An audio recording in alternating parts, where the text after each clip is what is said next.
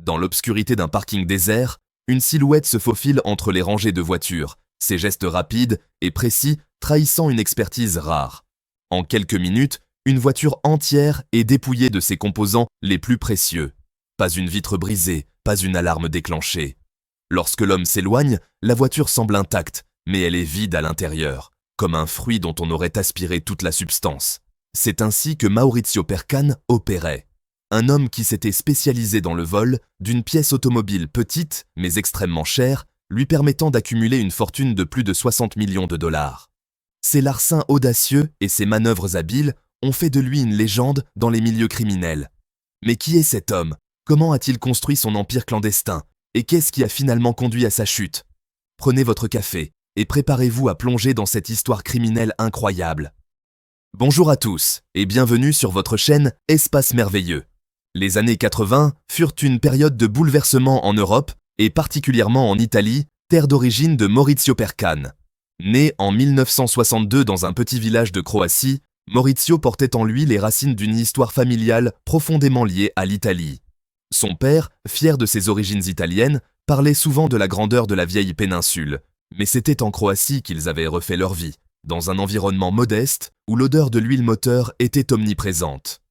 À cette époque, l'Europe était en proie à des changements socio-économiques majeurs.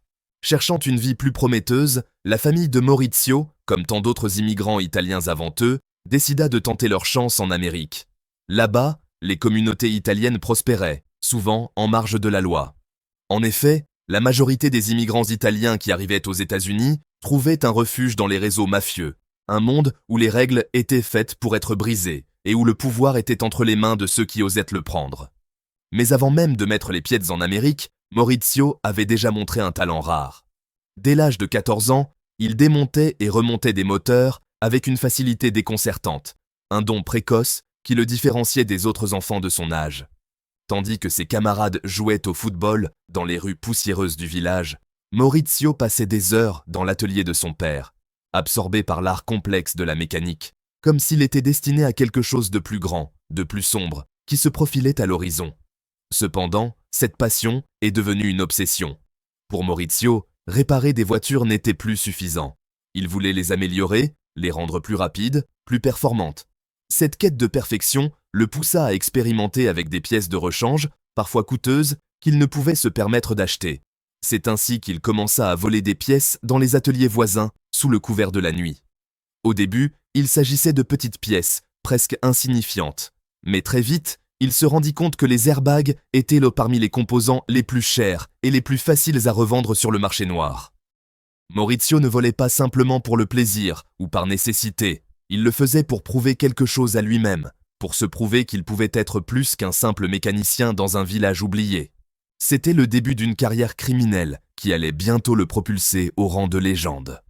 Dans les années 90, les États-Unis furent frappés par une vague de vols de voitures sans précédent.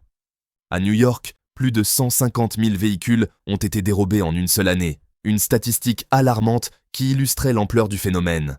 Maurizio Percan, toujours à l'affût de nouvelles opportunités, se tourna alors vers le vol d'airbag, une pièce automobile à la fois précieuse et étonnamment facile à dérober.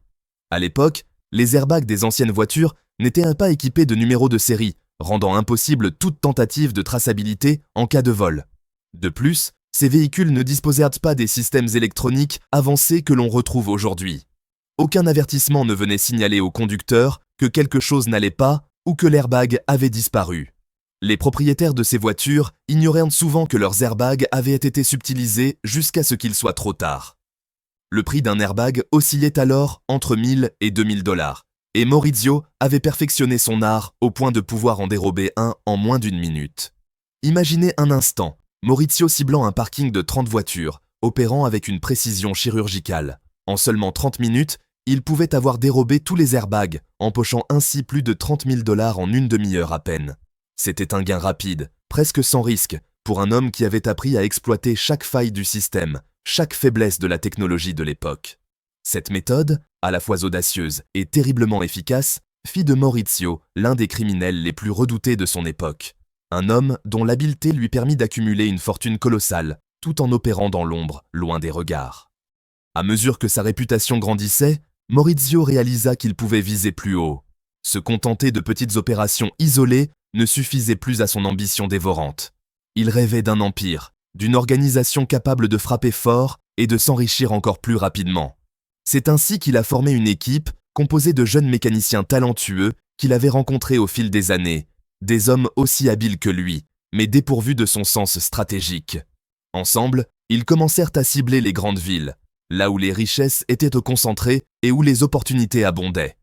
Les concessionnaires automobiles et les parkings souterrains deviennent leur terrain de chasse privilégié.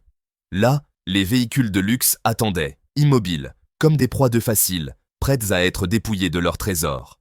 L'argent coulait à flot, et avec chaque opération réussie, Maurizio sentait monter en lui ce sentiment de puissance qu'il avait toujours recherché.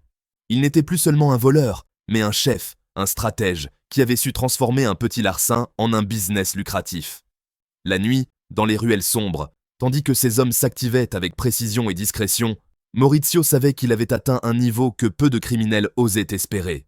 Il contrôlait une véritable machine à imprimer l'argent, un empire bâti sur l'ingéniosité et l'audace, mais aussi sur la peur et le respect qu'il inspirait à ses associés. Avec tout l'argent accumulé au fil des années, Maurizio réalisa qu'il devait masquer ses activités illicites pour éviter d'éveiller les soupçons des autorités.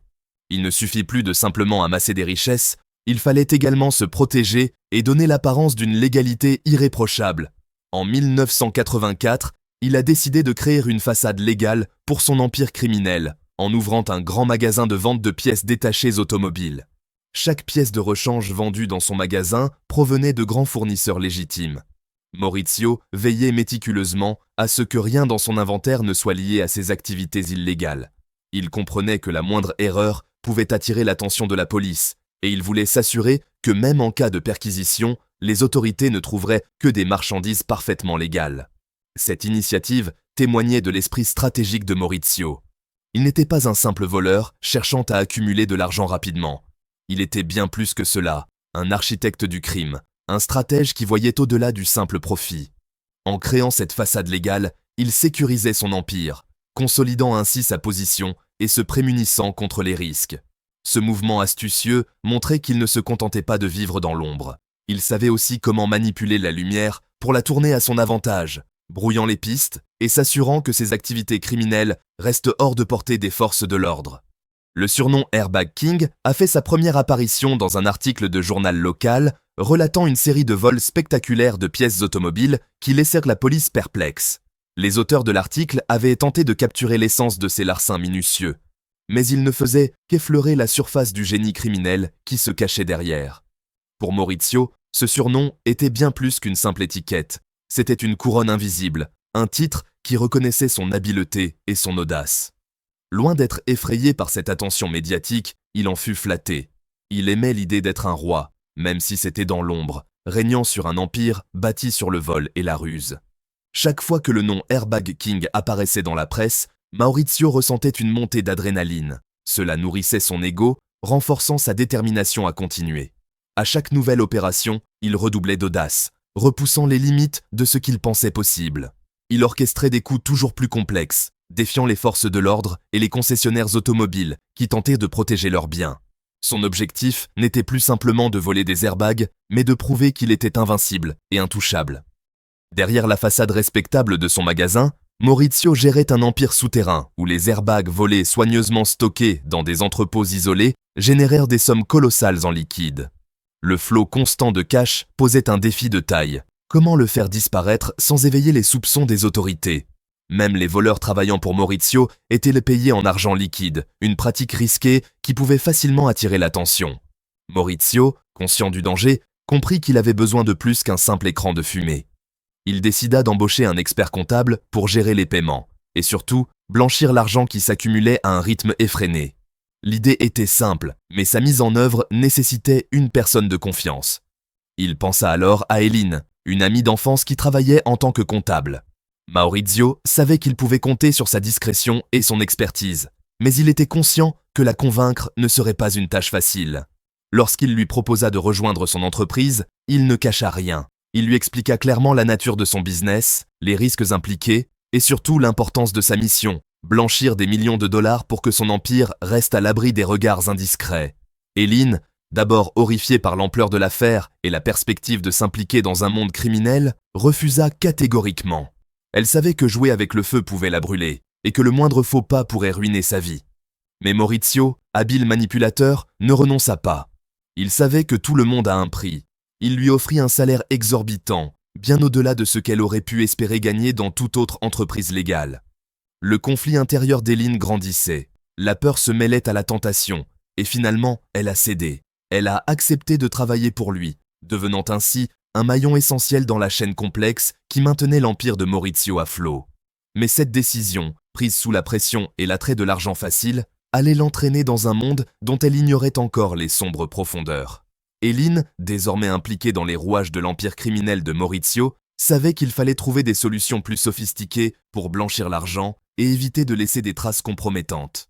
Elle proposa alors une stratégie audacieuse à Maurizio, un plan qui permettrait de donner une apparence encore plus légitime à son entreprise, tout en réduisant les risques associés au paiement en espèces.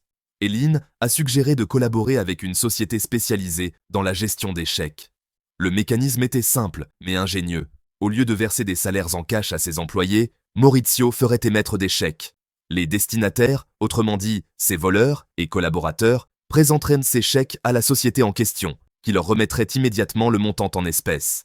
Par la suite, cette société se chargerait de prélever la somme correspondante sur le compte bancaire de l'entreprise légale de Maurizio.